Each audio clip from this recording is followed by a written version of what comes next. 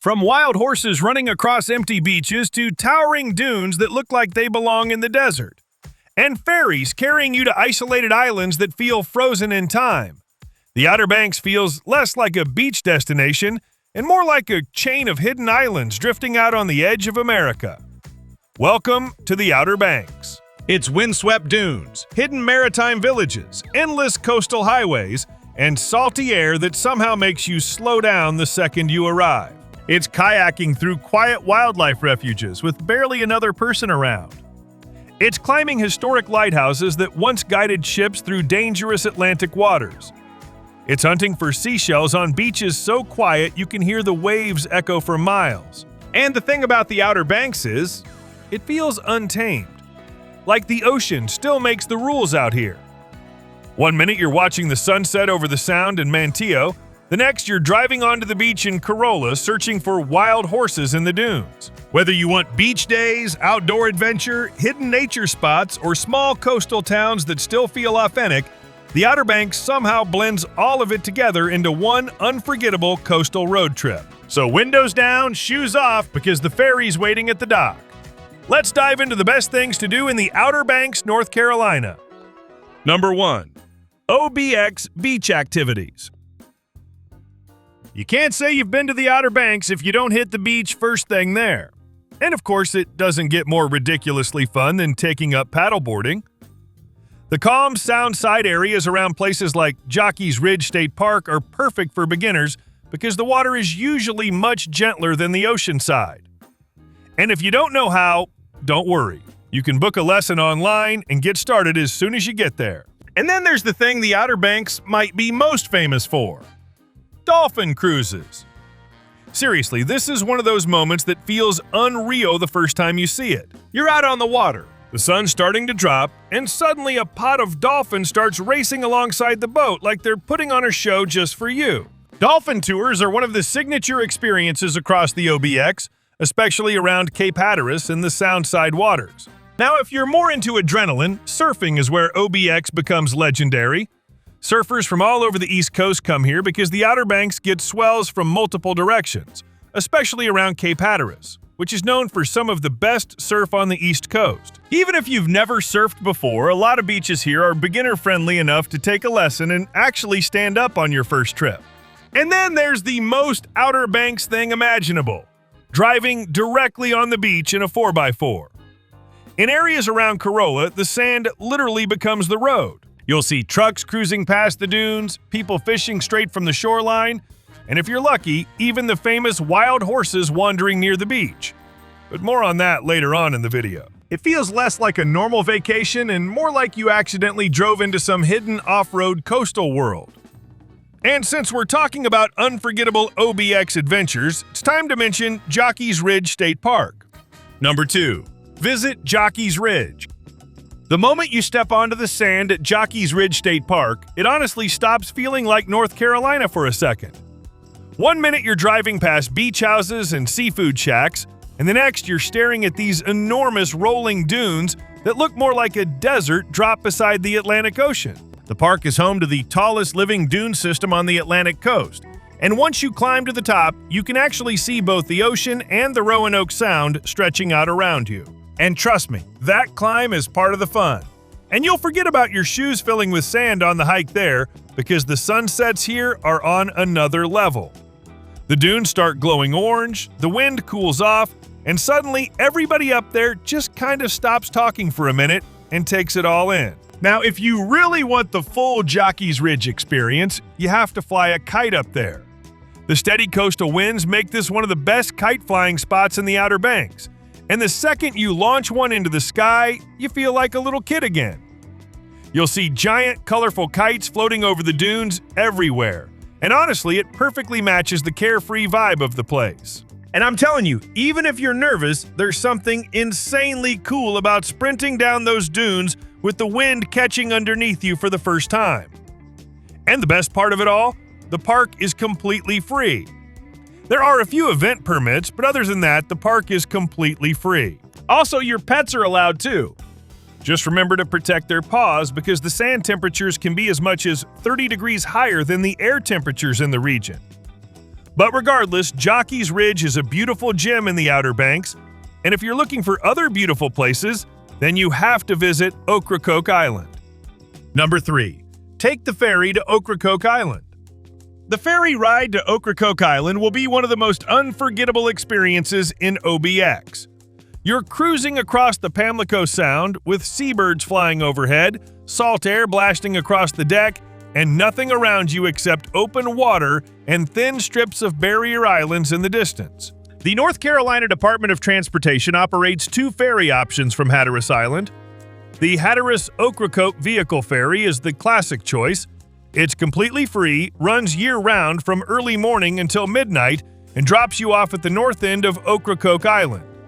From there, you'll enjoy a scenic 12-mile drive down to Ocracoke Village. The Ocracoke Express passenger ferry is seasonal and perfect if you're traveling without a car. For $15 round trip per person, it takes you directly into the heart of Ocracoke Village at Silver Lake Harbor. Once you arrive, you can hop on the free island tram to explore colorful cottages, seafood shacks, and the laid-back streets of the village. You've got colorful cottages, golf carts cruising through the village, seafood shacks packed with locals, and wild beaches that seem to stretch forever. And somehow, despite all the beauty around you, Ocracoke still feels wonderfully undiscovered. And since we're talking about remote places, you should definitely consider the Alligator River National Wildlife Refuge. Number 4. Kayak through Alligator River National Wildlife Refuge. Kayaking through Alligator River National Wildlife Refuge, which covers more than 150,000 acres of wetlands, forests, and blackwater creeks on the mainland near the OBX, feels oddly serene. The second your kayak slips into the water, everything suddenly gets incredibly quiet. You're paddling through calm channels surrounded by cypress trees, thick marsh grass, and reflections so clear they almost look fake. And the wildlife here is unbelievable. The refuge is home to black bears, river otters, hundreds of bird species, and one of the world's only wild populations of red wolves. Kitty Hawk Kites offers 2-hour kayak tours starting at $40 for children between 5 and 12 years old and $59 for adults. But it's well worth it because out on the water there's no boardwalk noise, no traffic, no crowds. Just the sound of your paddle cutting through the water and the occasional splash somewhere deep in the marsh beside you. But if you don't like kayaking and spotting red wolves, then maybe you'd like to go horseback riding in Cape Hatteras. Number 5. Relax at Cape Hatteras National Seashore. But if you really want one of those unforgettable Outer Banks moments, you end the day horseback riding along the beach in Hatteras. And yes, it's every bit as cinematic as it sounds. Local outfitter Equine Adventures offers guided rides through the maritime forest and out onto the shoreline, where you're literally riding beside the Atlantic with waves crashing just a few feet away. You can book directly with them or through Kitty Hawk Kites. Either way, slots fill up pretty fast, so you'll have to book in advance. The price per participant is around $175 and worth every penny. That being said, Cape Hatteras has a lot more to offer than just horse rides.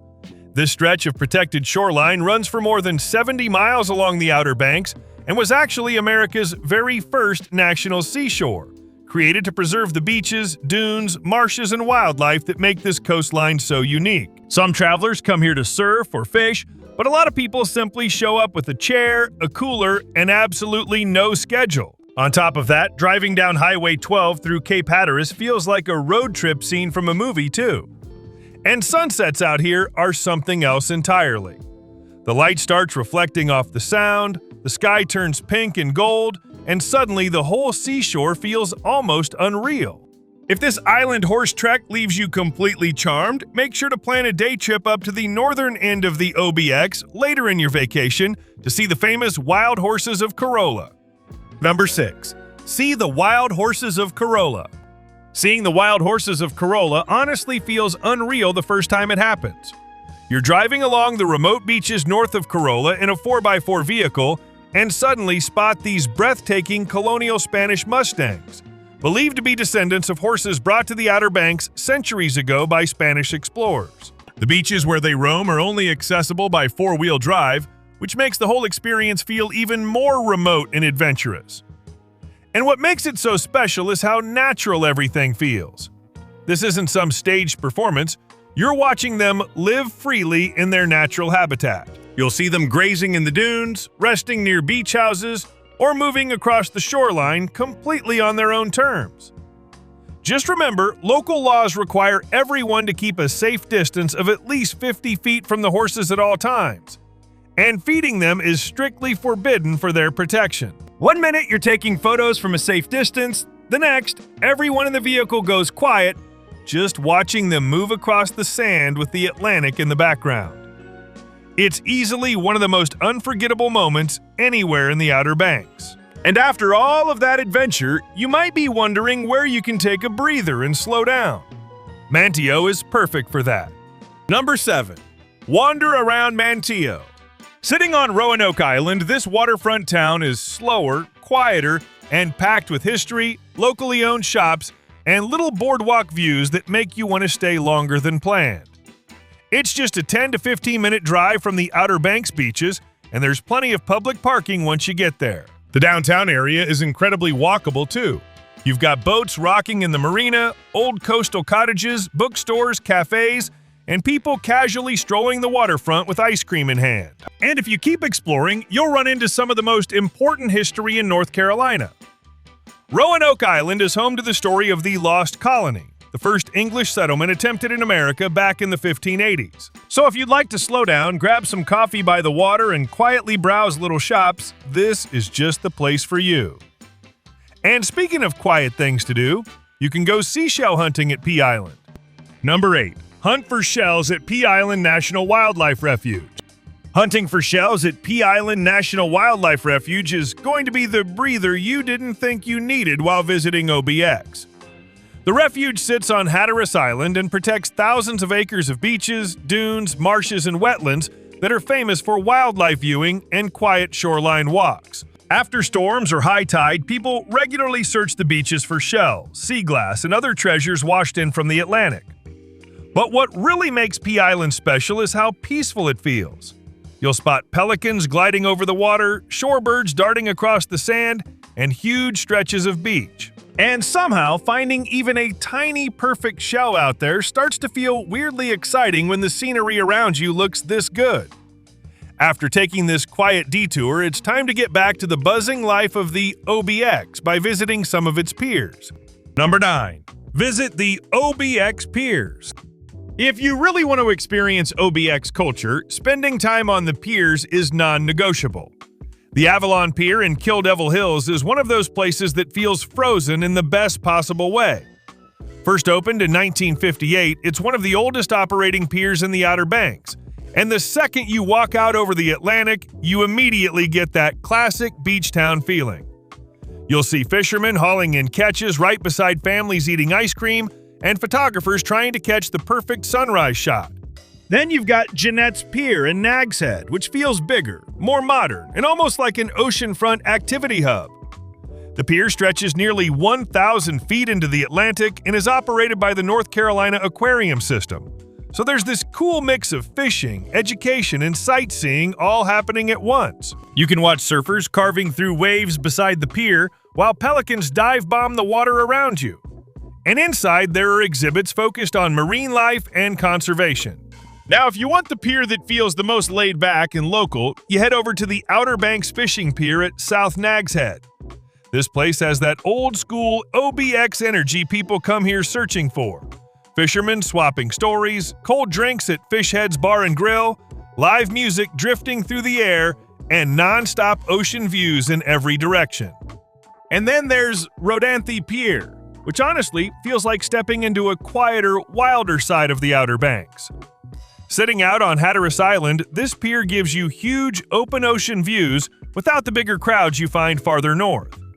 The fishing here is legendary, especially for red drum and other local catches, but even if you're not fishing, the atmosphere alone is worth the drive. And the cool thing is, every pier in the Outer Banks has its own personality. Some are lively and packed with music and restaurants, while others feel calm and almost isolated. And you'll notice a similar trend when visiting the 3 different lighthouses in OBX. Number 10. Visit 3 different OBX lighthouses. When you start exploring the Outer Banks, you quickly realize the lighthouses aren't just landmarks, but time machines on the coast. And the first one you can't miss is the Cape Hatteras Lighthouse, instantly recognizable by its black and white spiral. It's the tallest brick lighthouse in the United States and was famously moved inland in 1999 to protect it from erosion, something documented by the National Park Service. Then you head north to the Pea Island Lighthouse, which feels a little more understated but just as striking. Standing tall over the marshes and wetlands of Cape Hatteras National Seashore, it's known for its classic black and white horizontal stripes and coastal setting that changes dramatically with the light and weather. And finally, you make your way to the Ocracoke Beach Lighthouse in Corolla, which is the only lighthouse on the Outer Banks painted in its natural red brick. It was first lit in 1875 and still stands as a historic beacon overlooking the northern beaches. Each one feels completely different, but together they tell the story of a coastline shaped by storms, ships, and centuries of maritime history. And if you're in the mood for more history, then you definitely have to visit the Wright Brothers National Memorial. Number 11. Visit the Wright Brothers National Memorial. The Wright Brothers National Memorial in Kill Devil Hills marks the site where Orville and Wilbur Wright conducted their historic 1903 powered flights, officially recognized by the National Park Service. And when you walk up that massive 60-foot granite monument on top of Big Kill Devil Hill, it hits you how simple the whole setup really was.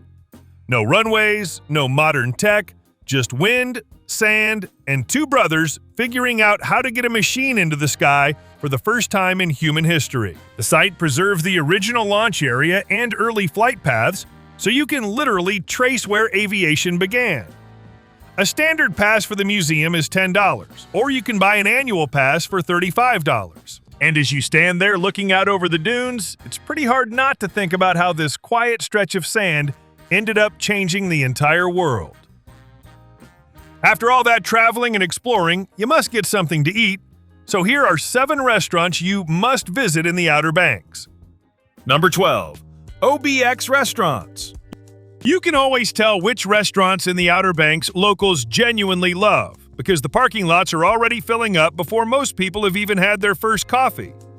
That's exactly the vibe at Art's Place. It's small, loud, and packed with surfers and regulars.